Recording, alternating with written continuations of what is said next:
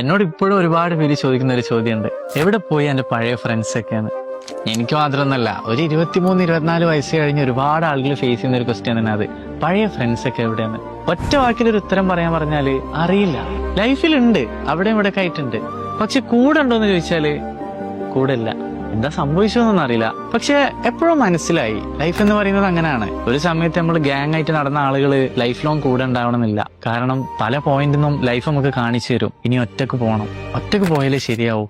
അങ്ങനത്തെ ഒരു സ്റ്റേജ് എത്തുമ്പോൾ നമ്മൾ പോലും അറിയാണ്ടാണ് നമ്മളൊരു ഗ്യാങ് എന്നൊക്കെ മാറിപ്പോവാ. അല്ലാതെ മനഃപൂർവ്വം അവരെ ഒഴിവാക്കി അതിൽ നിന്ന് ഒഴിഞ്ഞു മാറുന്നാവില്ല. സാഹചര്യങ്ങൾ കൊണ്ടാവും, പല സാഹചര്യങ്ങളും ഉണ്ടാവില്ല മനുഷ്യന്. ചിലത് അറിഞ്ഞുകൊണ്ടാവും, ചിലത് അറിയാതാവും. പക്ഷെ ഇന്നും എത്രയോ വർഷങ്ങളായിട്ട് ഒരുപാട് ആളുകളുണ്ട് ഒരേ ഗ്യാങ് ആയിട്ട് നടക്കുന്ന.